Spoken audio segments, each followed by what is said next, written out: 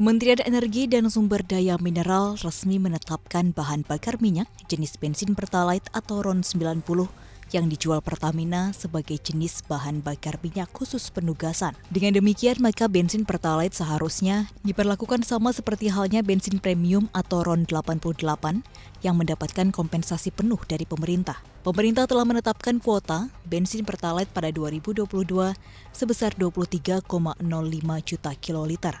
Sementara realisasi penyaluran Pertalite sampai Februari telah mencapai 4,25 juta kiloliter atau melampaui 18,5% terhadap kuota hingga Februari. Hingga akhir tahun, pemerintah pun memperkirakan akan ada over kuota konsumsi Pertalite hingga 15%.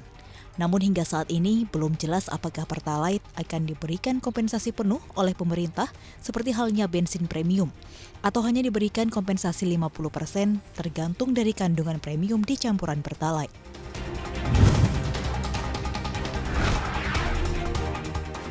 Hingga Februari 2022, dana pemerintah daerah yang mengendap di bank kian besar. Bahkan pemerintah mencatat angka itu sebagai rekor tertinggi dalam 4 tahun terakhir. Dari catatan APBN 2022, dana mengendap hingga Februari 2022 mencapai 183,32 triliun rupiah. Angka itu naik 16,05% atau sebesar 25,35 triliun rupiah dari posisi Januari 2022. Sementara secara tahunan, pada periode yang sama tahun lalu, dana mengendap hingga Februari 2022 menjadi yang terbesar dibandingkan 3 tahun sebelumnya. Pada Februari tahun 2019, di angka 176 triliun rupiah, kemudian menurun pada tahun 2020 dan 2021. Kenaikan pada tahun ini disebabkan belum dibayarkannya tambahan penghasilan pegawai, TPP, serta lambatnya serapan belanja pelayanan publik di daerah. Sementara Jawa Timur menjadi provinsi dengan tingkat cadangan dana mengendap terbesar dengan jumlah 24,48 triliun rupiah. Sementara daerah dengan saldo mengendap terendah berada di Sulawesi Barat dengan nominal 1,06 triliun rupiah.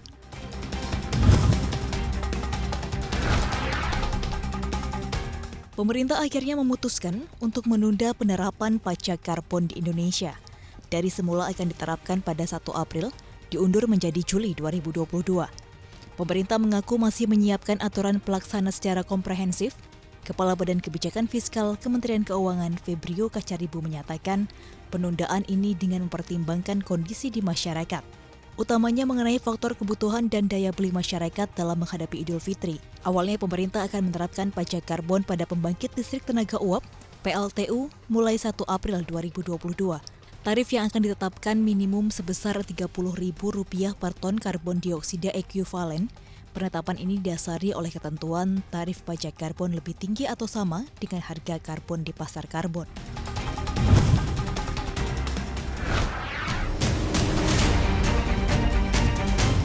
Kabar gembira bagi penerimaan pajak di Indonesia. Kementerian Keuangan mencatat penerimaan pajak hingga Februari 2022 mencapai 199,4 triliun rupiah. Capaian itu melesat 35% dibandingkan dengan periode Februari 2021 di angka 146,1 triliun rupiah. Kenaikan itu didorong oleh pajak penghasilan migas yang mencapai 13,5 triliun rupiah. Angka tersebut setara 18,6% dari yang ditargetkan. Sementara penerimaan dari pajak penghasilan non-migas mencapai 110,2 triliun rupiah. Menteri Keuangan Sri Mulyani menyatakan, kinerja penerimaan pajak periode Januari-Februari 2022 ditopang oleh pemulihan ekonomi yang terlihat dari membaiknya indeks manufaktur, PMI, harga komoditas, dan ekspor impor. Dari segi sektornya, penerimaan pajak dari industri pengolahan tercatat naik 37%, perdagangan naik 50%, jasa keuangan dan asuransi naik 13%, pertambangan naik 195%, konstruksi dan real estate naik 9,6%, serta jasa perusahaan naik 15%. Negara-negara ekonomi utama kelompok 7 atau G7 sepakat menentang permintaan Moskow untuk membayar pembelian gas alam Rusia dalam mata uang rubel. Menteri Energi Jerman Robert Habeck mengatakan semua menteri G7 setuju sepenuhnya bahwa keputusan Presiden Rusia Vladimir Putin yang mewajibkan transaksi menggunakan rubel merupakan pelanggaran kontrak. Pertemuan para menteri energi beberapa negara di antaranya Prancis, Jerman, Italia, Jepang, Kanada, hingga Amerika Serikat menegaskan kembali bahwa kontrak harus dihormati dengan sebagian besar pembayaran yang ditetapkan dalam euro atau dolar Amerika. Sebelumnya, Putin mengumumkan Rusia akan menuntut negara-negara yang dianggap tidak ramah pada Rusia untuk membayar gas alam hanya dalam mata uang Rusia. Para ekonom mengatakan langkah Putin tersebut demi menguatkan rubel yang telah runtuh terhadap mata uang lain sejak Putin menginvasi Ukraina pada 24 Februari lalu.